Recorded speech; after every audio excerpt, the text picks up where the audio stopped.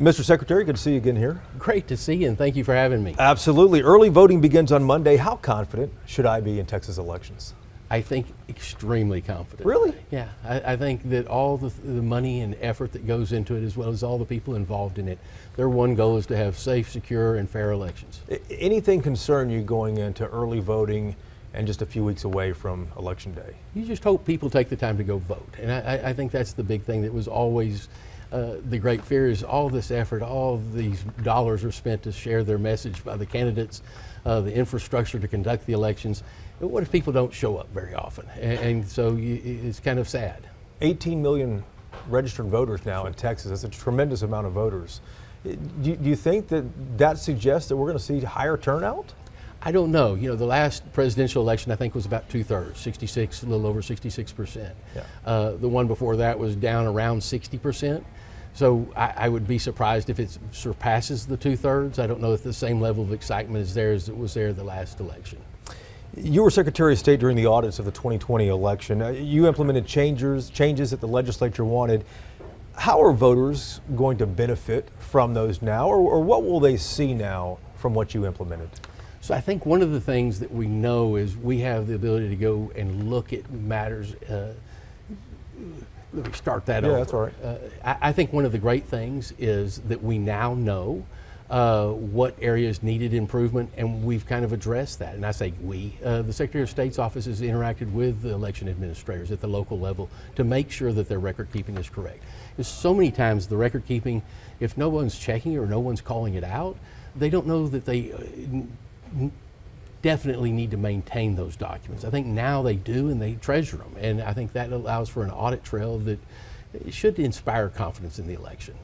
What's happening at the Secretary of State's office right now? I think right now they're trying to make sure that they have the manpower to go out there and deal with all the questions that come from different election administrators. I mean, this election has been underway.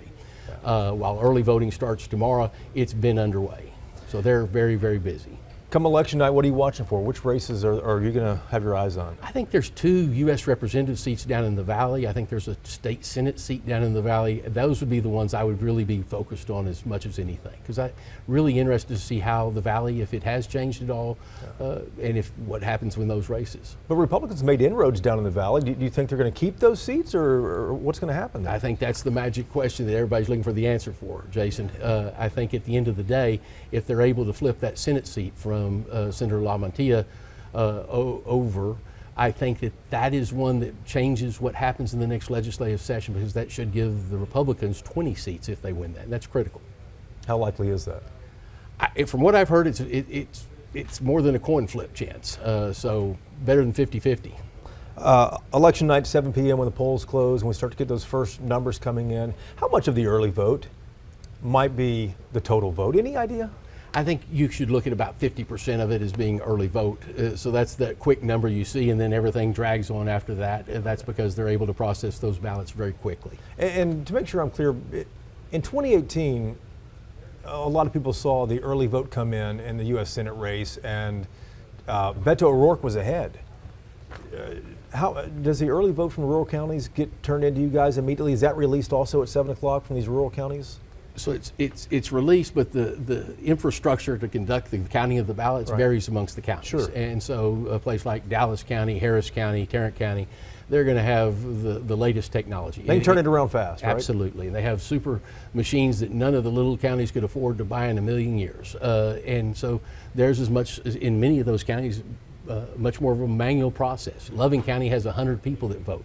Well, you're not going to spend much on the infrastructure, so sometimes the results are a little slower than everybody else. So when early voting closes on November the 1st, Election Day is the 5th, some of these rural counties should have their results, early voting results, into the SOS by election night, shouldn't they?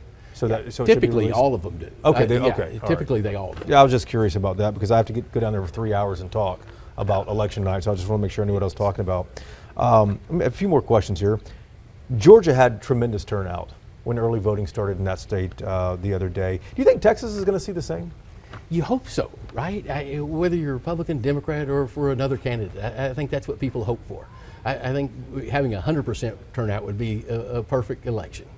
Do you think we'll know who won the presidential race on election night nationwide? Yes. You think so? Yes. Why? I just think that I think the polling on the exit polling is sophisticated enough to where we will have a high degree of certainty of who the winner was. Last question. ProPublica, VoteBeat, and the Texas Tribune just released an investigation saying that U.S. citizens were incorrectly labeled as non-citizens or removed from the ballot because they did not respond to letters that the county administrators sent to them. I don't always go through every single piece of mail I get. Is there a better way to reach voters if there are questions about citizenship? Is there something else the legislature could do to prevent this from happening? Well, I think State Affairs last week was looking into that very issue and trying to find out, is there a better way to identify someone when they sign up to vote? There's such an overlap from federal law with state law that's made it a little more difficult to implement, but I think there's probably, if there's a better way, I think that's what they're going to work on this next session. Mr. Secretary, thank you for the time. Thank you, Jason, for having me.